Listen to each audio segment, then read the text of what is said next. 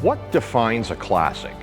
Well, in the case of the Ford Model A, not Henry's first, but quite possibly his most significant.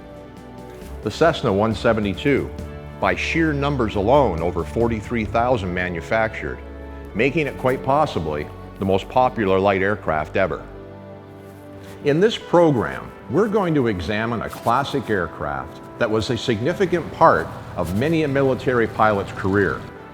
History will show that the most significant training aircraft in the military since the 1930s was known in Canada as the Harvard. This show is not only about the Harvard aircraft, but about the dedicated volunteers with the Canadian Harvard Aircraft Association, based at Tillsonburg Regional Airport.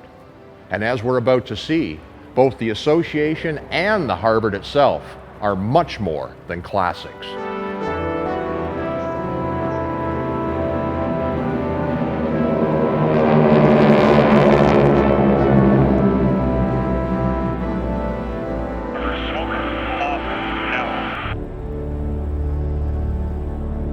Well, I think like most people, what attracts me to them is that they're a classical airplane. They're from the 30s.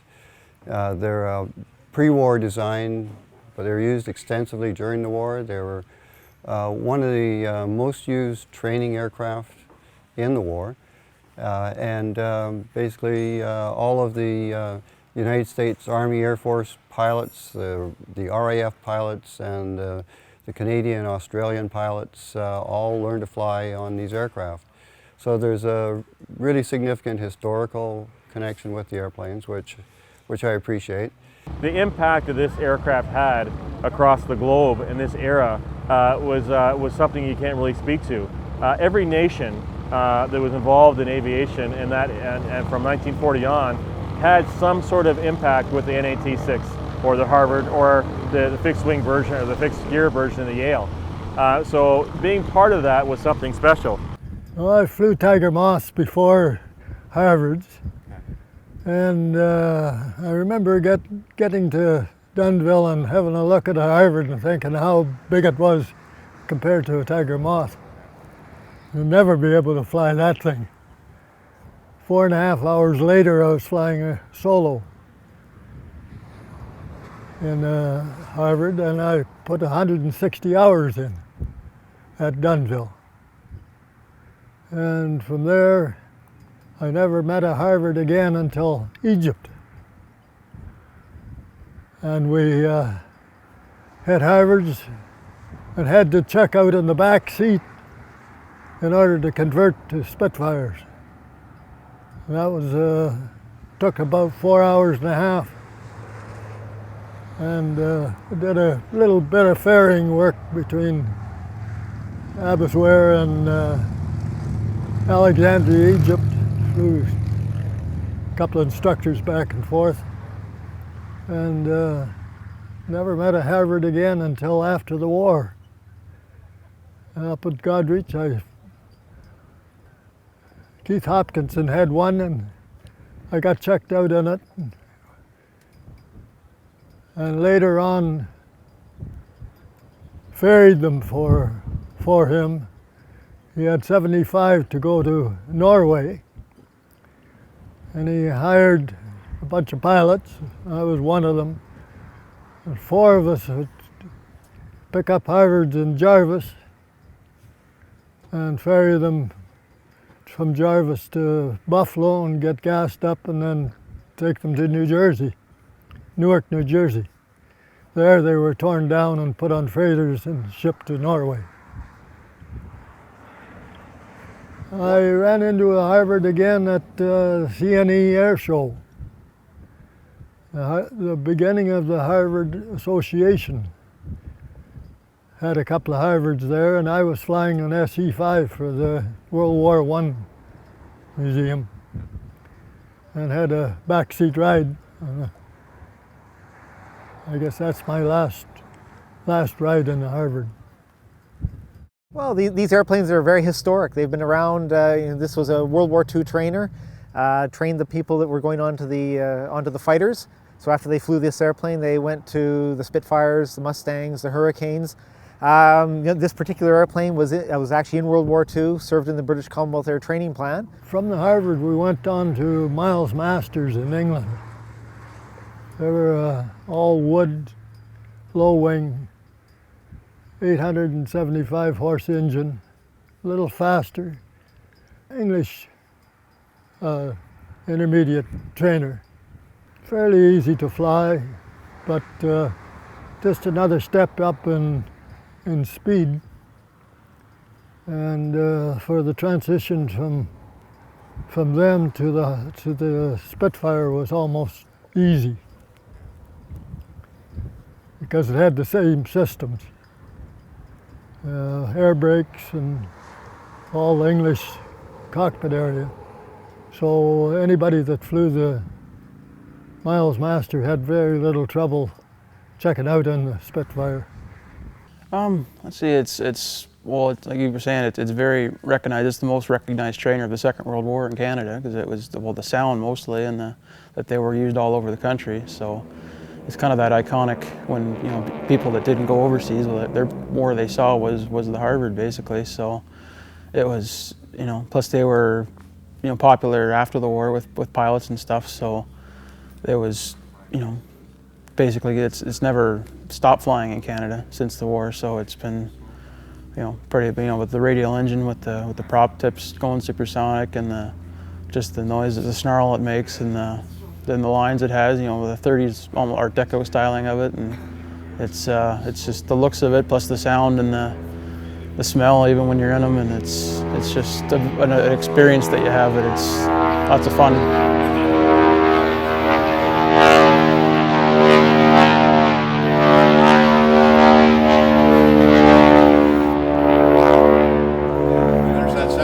Yep. Yeah, so the Harvard has a special place in everyone's heart, and anyone who's flying warbirds, anyone that's anything to do with warbirds, knows of the Harvard, knows of the NAT-6, the SNJ, the Texan. Everyone knows these aircraft, and this is called a pilot maker for a reason, because it turned people 18, 19, 20 years old into fighting machines, and to people who are very proficient to go on the frontline fighters like the Mustang, the Hurricane, or the Spitfire, the glamour girls, as they say, that are out there in the theater at the time. So if you're flying at Warbird, you have a definite connection to that Harvard or that T6 out there. And that's where you learn your skill and your craft, and that's where you hone your proficiency before you move on to the higher performance aircraft. Well, I never had aerial combat. I had lots of combat with the ground. Dive bombing and strafing mostly. I dropped 87 500-pound bombs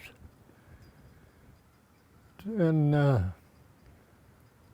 6-month career, time on the Squadron. And had got shot up several times, but I always managed to get back. The one real bad one was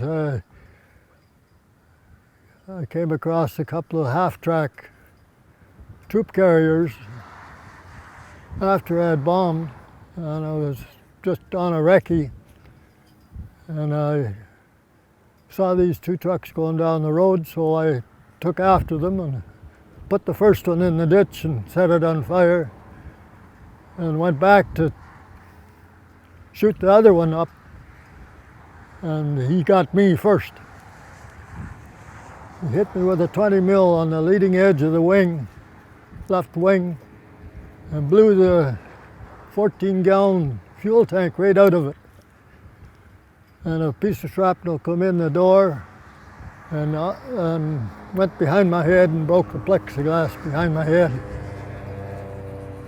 But they're also a really interesting structured airplane, and it's one that you can work on relatively easily, and we can handle a lot of the maintenance with the help of our AME in-house here. So it's something which we can actually accomplish on our own, again with the technical support from the AME. And so we can really sink our teeth into the maintenance operation here. It's a Pratt & Whitney R1340, R for radial. 1340 is a cubic inch. It's a 9-cylinder radial engine. It generates 600 horsepower on takeoff, 2250 RPM.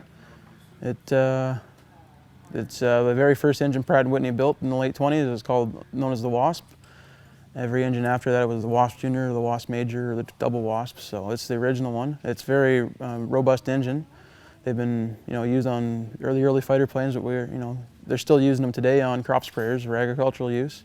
Yeah, it turns the propeller on it. It's a 9-foot prop that turns. That's what makes the snarl, the Harvard, the prop tips going supersonic.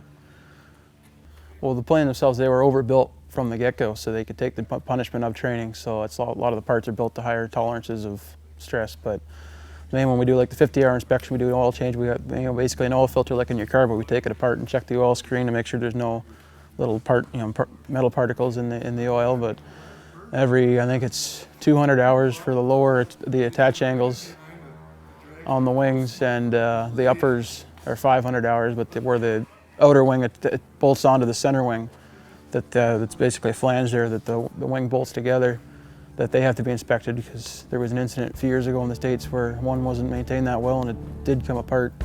But no, ours are maintained quite well, so it's basically that's got to be done every so often. But the main one is on annual because we usually get about 50 hours a year on them, so it coincides with the annual for doing the oil change and greasing everything and whatnot. So. The Canadian Harvard Aircraft Association relies upon funding from paid memberships.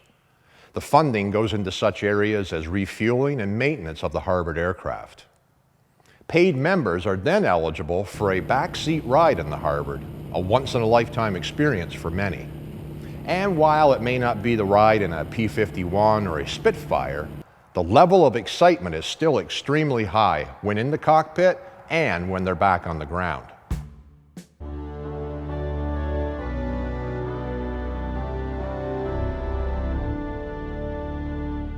Yeah, with our whole Rides and Flight Experience program, our whole idea is to generate a connection, a personal connection between the rider and hopefully a volunteer, and hopefully a person who's going to donate and support this organization financially, to have a personal experience with the Harvard and even have a connection. Most often when we fly these Harvards, even today, and you see the patchwork of Southern Ontario, if you close your eyes, well, not when you're flying, of course, but when you think back, it looks much like it did back in the 1940s and 1950s, where the young man had a squadron of Harvards going from the different bases throughout southwestern Ontario, Dunnville, Elmer, Tillsonburg, all the different airports were dotted along the north shore of Lake Erie. You can often think back in those days when you're up and flying. So we want people to connect back into those days and connect back. And the best way is to offer a flight experience. We encourage people to join the Harvard Association. We encourage the people to donate money to help support us. And a lot of times in repayment for that donation, we like to at least get you up for at least one flight experience so you can then maybe further your involvement in the Harvard Association. So our RIDE program has been very successful. We've been able to increase our volunteer membership. We've been able to make sure that our fiduciary responsibilities are met. And we've been able to offer a flight experience with people as well to make sure they can have some kind of connection, as I do, with the association and aviation from the 1940s. I flew one little girl, yeah.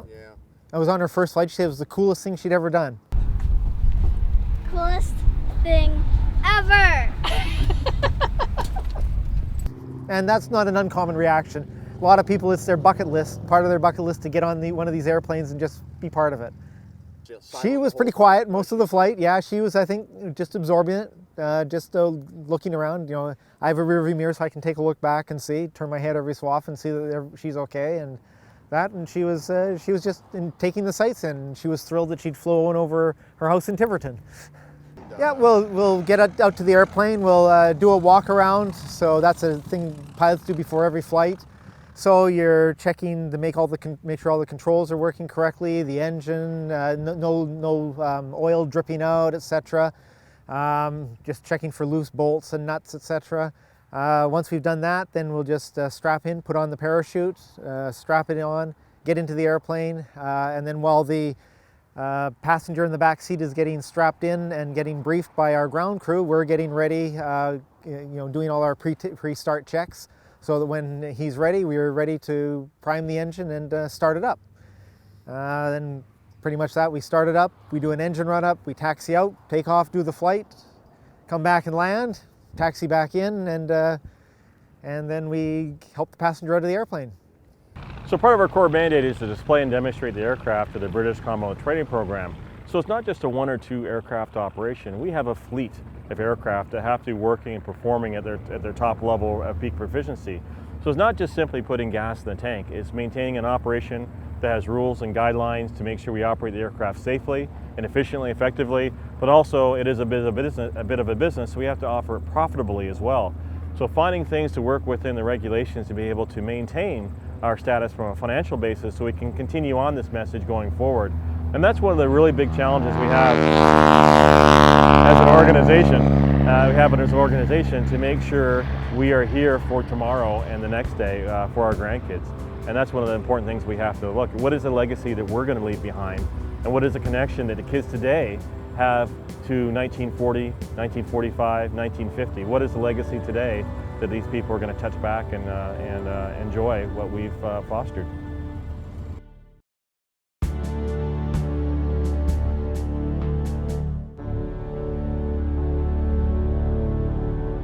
We're a charitable organization. Our mandate is to keep the yellow birds flying, to keep showing them to the world and letting people experience the airplanes. So we have about, I don't know how many members, it's a good-sized organization. There's about 20 or so pilots. We have 6 flying Harvards, 1 flying Tiger Moth. And as you said, we're all volunteers in the organization, just there to keep the airplanes flying.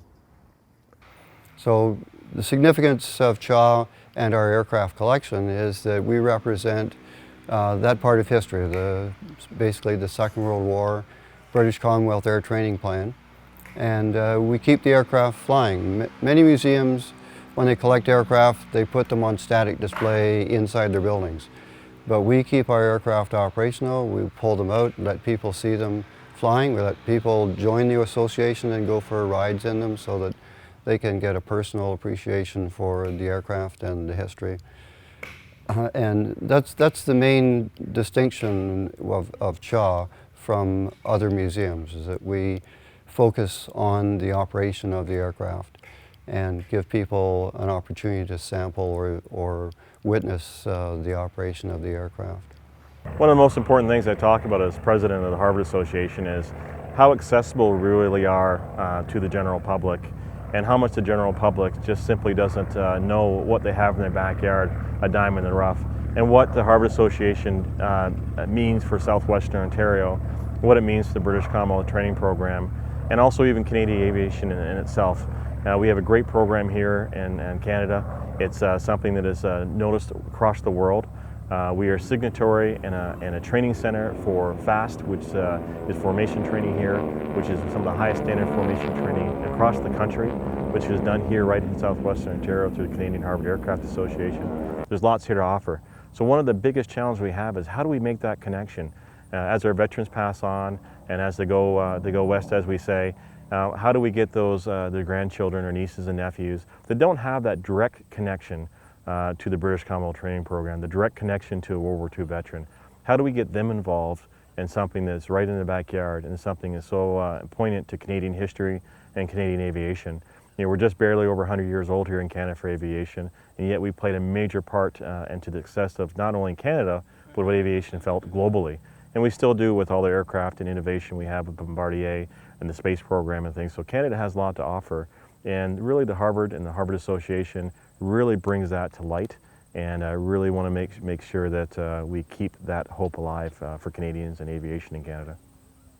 It's an awesome experience to be out here, to be able to get your hands elbow deep working on history, to keep the Harvard legend alive, and to just keep them in the air. We have our formation team that we keep the Goldilocks team going, and it's very rewarding. I would spend just about every Saturday down here, turning wrenches or touching up paint or working on other projects. It's just great. Well, I've always been interested in airplanes, so I got my pilot's license through Air Cadets when I was 18. Well, I got my glider license 17, my pilot's license when I was 18. and I just flew for fun, and I'm actually working in the industry in Bombardier. And about 6 years ago, a friend of ours who was a pilot at CHAA gave me a ride on the airplane, so I became a member, and saw an ad saying they had ground school, so I thought that would be a cool idea. So I decided to come out to ground school and get checked out in the airplane, and I've been flying it ever since. I got involved actually was 10 years ago this summer. I heard about they were doing flights in the Harvards when I was only 15, and I come down with my dad, went for a flight, and I got bit by the Harvard bug. So I started coming out more and more and got involved. I started out with the archives and museum, and then I've ended up joining the board and taking on new responsibilities, service and maintenance, and yeah, I got one from there. I'm basically responsible for the maintenance. It includes the maintenance on the operating aircraft, the restoration operation, and the service crew, the guys that are out managing the airplanes on the ramp, and also the buildings and grounds. Oh, I got started by taking a ride in one of these airplanes, and it seemed like a good idea to come out and try and fly them, so I came out and took the ground school, flew the airplanes, and started doing the maintenance. Now I find that doing the maintenance is a full-time activity. So I don't fly the airplanes anymore except for the Tiger Moth, but I pretty much occupied all the time doing the maintenance or purchasing parts or doing the paperwork associated with the maintenance. Now, when it comes to the Harvard Association, most people don't realize when it started its meager beginnings 25 years ago with 2 or 3 aircraft in a cornfield in southwestern Ontario, it would grow to something 25 years down the road with 9 operating aircraft, a full restoration department, and 2 demonstration teams that work across Canada and the US displaying this aircraft. No one had that sort of vision that it would go to this far. And then having all these aircraft in one house operating in a profitable sense with ride programs, with formation demonstrations, with aerobatic displays, transitional training and things, it's definitely a powerhouse of knowledge, it's a powerhouse of aviation experience, and we've been able to parlay that across many avenues or many areas in aviation as far. Me personally, I've been able to work my Harvard experience into other fraternities such as the Mustang and the P-51 crowd. As I mentioned before, I thought I was very lucky being one of 5 individuals of African American descent that is able to fly this aircraft still to this day. But then I found out that I'm also in a different fraternity now flying the P-51 Mustang, the C model, that I'm one of 2 African Americans across the country that do that. All starting here with the Canadian Harvard Aircraft Association, the Harvard Aircraft, and the core of excellence we've learned to build over 25 years. So definitely this plane, I owe a lot to this aircraft and to the organization itself. Whether you call them Harvards, Texans, or SNJs, over 15,000 of this type of aircraft were built throughout the world, over 3,000 in Canada alone. Many of these aircraft remained in service for over 20 years after the end of World War II and served with over 40 air forces throughout the world.